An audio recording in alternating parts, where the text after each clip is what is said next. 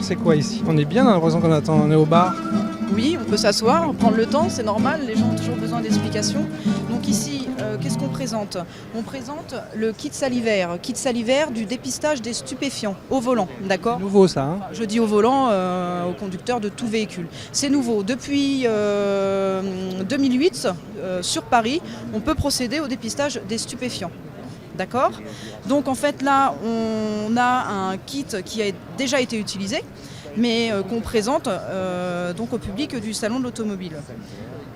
Pour qu'ils puissent se rendre compte que quelque chose est nouveau, les gens ont envie de connaître, savoir comment ça se présente et puis comment on procède.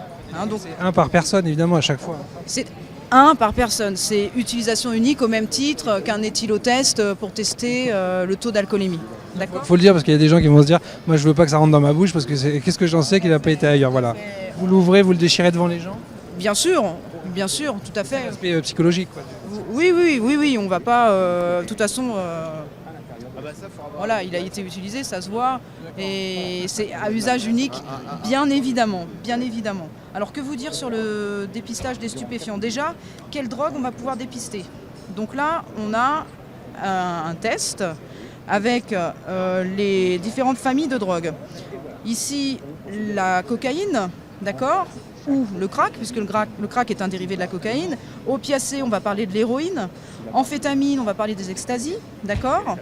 Méthamphétamine, c'est ce qu'on appelle communément le cristal ou l'ice. C'est quelque chose qui est arrivé sur le marché récemment, mais qui fait... Toujours de plus en plus de saloperies. Bien sûr, qui fait des ravages. Et ici, nous avons le tétrahydrocannabinol, ce qui correspond au cannabis, d'accord.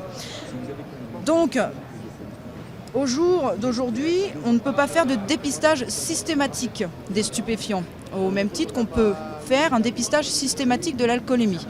D'accord. Qu'est-ce qui va amener sur un dépistage des stupéfiants? Comportement? Le comportement, oui. Par exemple, je fais un contrôle routier, je vous arrête au volant de votre voiture et il y a des signes extérieurs chez vous qui me laissent penser que vous avez consommé de la drogue. Je suis pas charmant quoi. Je peux faire un dépistage des stupéfiants, d'accord? Un accident mortel de la circulation. C'est vous qui décidez hein, de la manœuvre. Bien sûr, c'est moi qui décide en fonction de ce que j'observe et en fonction du code de la route, bien sûr. Accident mortel de la circulation, accident corporel de la circulation, d'accord. Et puis bien évidemment toutes les infractions qui sont susceptibles d'entraîner un retrait de points sur le permis de conduire ou une suspension de permis de conduire. Un conducteur qui ne porte pas sa ceinture va me permettre de faire un dépistage des stupéfiants, d'accord. Un conducteur qui franchit un feu rouge en excès de vitesse. Et vous trouvez encore des gens sans ceinture?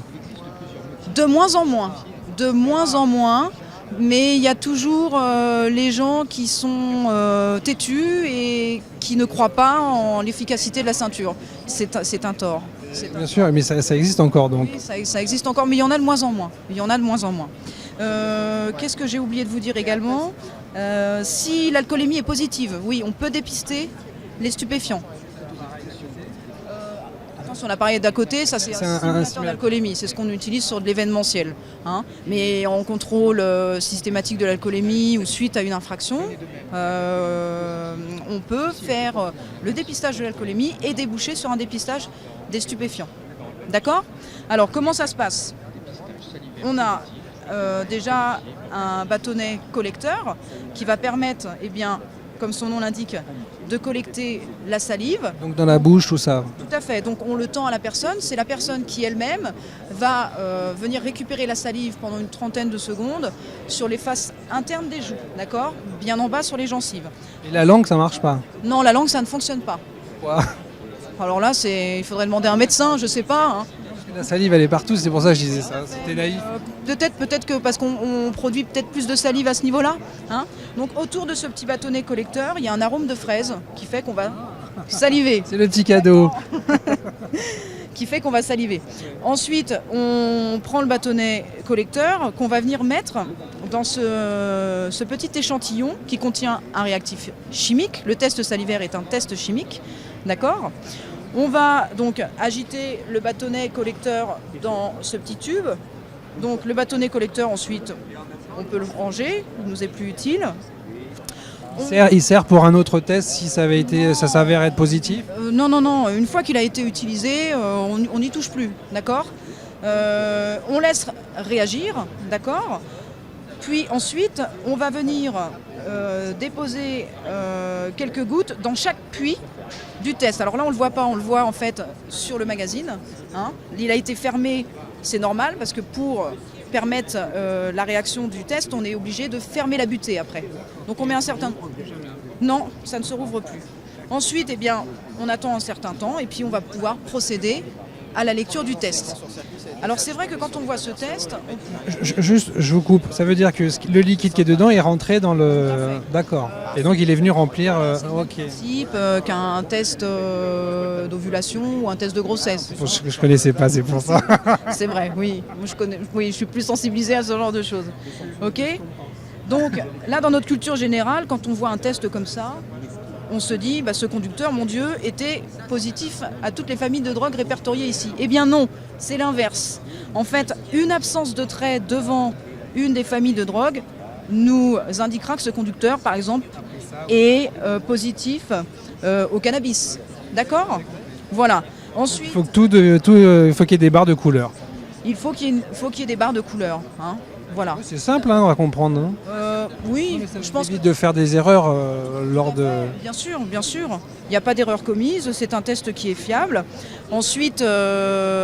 Si ça s'avère positif, alors qu'est-ce que vous... Ça s'avère positif, bien sûr.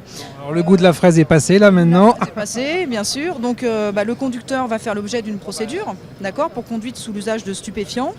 Et bien évidemment, pour les nécessités de l'enquête, il y aura une vérification par prélèvement sanguin.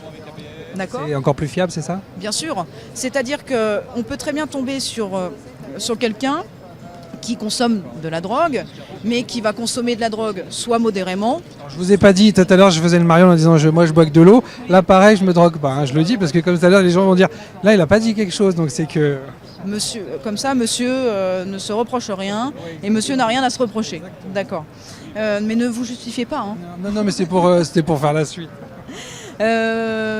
Donc j'en étais, vous voyez, vous me coupez. Oui. Et je perds le... Donc en gros, Voilà, le prélèvement sanguin qui va nous permettre, oui, de savoir, eh bien, si cette personne est un consommateur régulier, d'accord, et si pour venir en fait attester le test salivaire.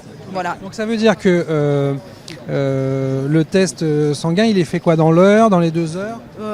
Ça, je peux pas vous répondre. Parce que ce que je veux dire, c'est pas comme la colémie, ça redescend pas au fur et à mesure que le temps passe ? Écoutez, chaque drogue est différente, mais pour vous donner une idée, parlons du cannabis. Le cannabis peut être dépisté dans la salive pendant 24 heures, d'accord ? Dans les urines, il le sera dans un délai de 45 jours et dans le sang, 10 jours. Donc il y a quand même un délai de plus important, ce qui permet de déterminer vraiment la quantité de drogue dans le sang. Bon, alors essayons de faire un peu que tout le monde se rassure. Est-ce que c'est arrivé que ça marque, il y a une barre qui manque, et quand on fait le sanguin, la barre elle aurait dû y être. Alors, il y a tous les cas de figure, j'imagine. Oui, c'est une question intéressante, vous avez raison de la poser. Il y a beaucoup de gens qui m'ont posé la question.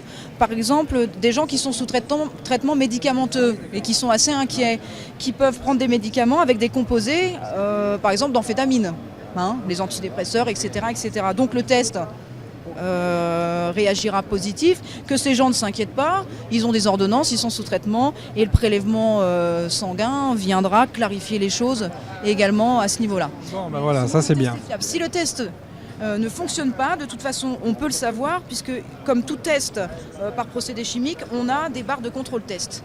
Si ces barres ne s'affichent pas, c'est que le test n'a pas fonctionné, d'accord ? On en refait un. D'accord, on passera peut-être un petit peu plus de temps avec le conducteur. Ce qui n'est pas désagréable. Mieux vaut éviter que ce conducteur ne soit blessé ou tué dans un accident et ne tue quelqu'un ou ne blesse quelqu'un. Hein. Alors là, on a appris plein de choses, merci beaucoup. Hein. Au revoir.